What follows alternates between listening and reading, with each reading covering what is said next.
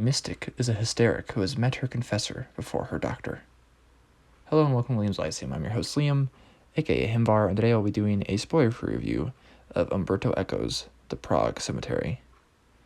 The Prague Cemetery is a 2010 novel by Umberto Eco and it was translated by Richard Dixon into English in 2011.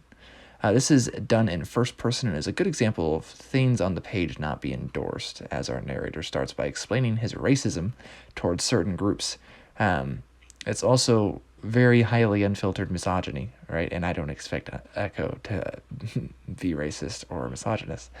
So anyways, Simone Sumanini is our pitiful, phobic character. Our protagonist he's actually fictional, but potentially real.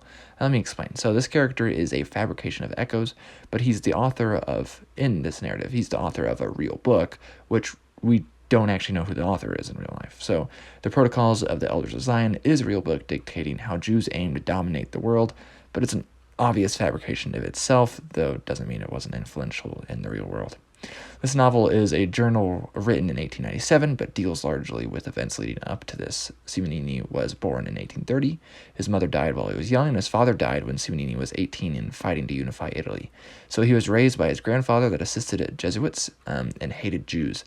His grandfather also believes things like the French Revolution was planned by the Illuminati, Knights Templar, and Jacobins, and they were, of course, all backed by the Jews. He becomes a radical like his grandfather, and anti-Semitic and a conspiracy theorist like his grandfather. I should say radical like his father and anti-Semitic and conspiracy theorist like his grandfather. He hates religion and priests, especially for being colonists in a sense. Plus communists and socialists, he hates them all pretty much. And again, to cap it all off, he's a misogynist. He also likes to read adventure fiction by the likes of Alexandre Dumas, which have conspiracy theories of the like which he aspires to, right? He just wants to make them reality. And 1846's Joseph Balsamo stands out. Now, this is a good book to read for a few things, but easily for 19th century romanticism and to get an idea of what's going on there. Getting into personal things that we don't always see in arts and even the literature from the time, particularly, I feel like, concerning France and Italy more so here. It makes anti-Semites look like fools, but they're likely not to read this. I feel like in some sense it's, to have become more of a problem in recent years, but this is, again, somewhat like preaching to the choir. It also looks at conspiracies and historical authentic magic and secret societies, nefarious black magic, and beyond that, it's easy entertainment value, and it's an example of how answers to abstract problems can be obtained from fiction, or literature, as some would probably call it, or maybe they can't, as there is a problem you see in real life.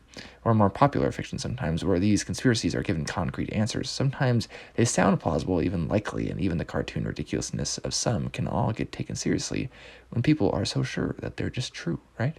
Anyways, Eco definitely shows us that such certainty can be a problem in and of itself, right? Anyways, but it's more than that. As fiction influencing reality, it's kind of a huge amount of uncertainty in this novel, right? The blurring of fiction and nonfiction is large, as a lot of the stuff passed off as true is obviously fabricated, right? The author takes from fiction and plagiarizes even, right? He says this is true, even though it's a plagiarism from fiction. And this blends into following narratives for power and losing nuance so corrupt. People can wield the fasces and ironically defend freedom or democracy or the rights of individuals or peoples by doing just the opposite of actually defending it. It's really ironic novel, right? I think it's hilarious. He hates Germans for their excessive consumption of beer and sausages. That's just hilarious. But sadly, someone has to believe this, right? And many would joke about this, but where does the joke become real hate for someone?